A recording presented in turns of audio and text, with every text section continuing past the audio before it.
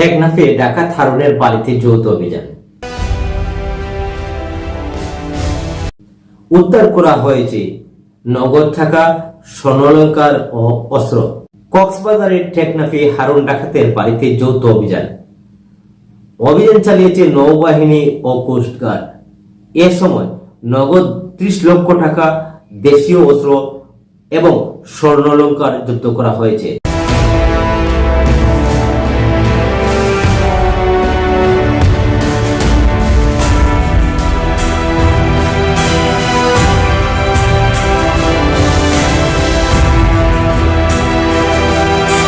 বৃহস্পতিবার 3 মার্চ আন্তঃবাহিনী জনসংযোগ পরিদপ্তরের ISPR এক সংবাদ বিজ্ঞপ্তিতে এই বিষয়গুলো জানানো হয়।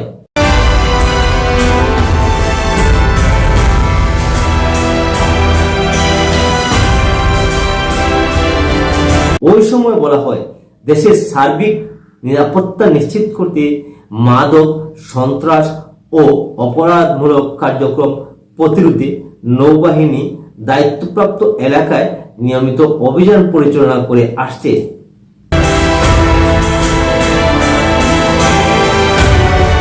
এরই ধারাবাহিকতায় গোপন সংবাদের ভিত্তিতে গতকাল দিবাগত রাত্রে টেকনাফ উপজেলার হিংলা ইউনিয়নের আলীখালীতে হারুন ডাকাতের বাড়িতে অভিযান চালায় নৌবাহিনী ও কোস্টগার্ড।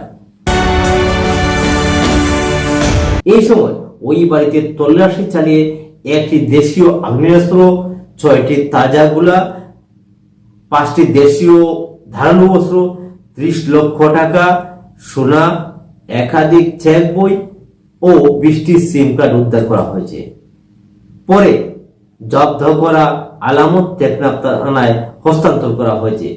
টাকা ও সোনা টেকনাফ কাস্টমস অফিসে হস্তান্তরের কার্যক্রম প্রক্রিয়াধীন আছে। সংবাদ বিজ্ঞপ্তিতে আরো জানানো হয়, দেশে আইন শৃঙ্খলা পরিস্থিতি সমুন্নত রাখতে দায়িত্বপ্রাপ্ত এলাকাগুলোই নৌবাহিনীর নিয়মিত অভিযান চলমান রয়েছে।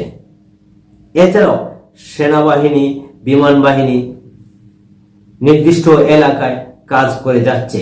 পাশাপাশি পুলিশ তার নিয়মিত কার্যক্রম চালিয়ে যাচ্ছে। আমাদের প্রত্যেকটি এলাকায় বর্তমানে যেভাবে চুরি, ছিনতাই, ডাকাতি বৃদ্ধি পেয়েছে, তার পরিপ্রেক্ষিতে যৌথ বাহিনী কাজ করে যাচ্ছে। প্রিয় দর্শক, এতক্ষণ আমাদের সাথে থাকার জন্য ধন্যবাদ। সেই সাথে আমাদের পরবর্তী নিউজটি দেখতে এখন আমাদের চ্যানেলটিকে সাবস্ক্রাইব করুন এবং বেল বাটনে চাপ দিয়ে রাখুন।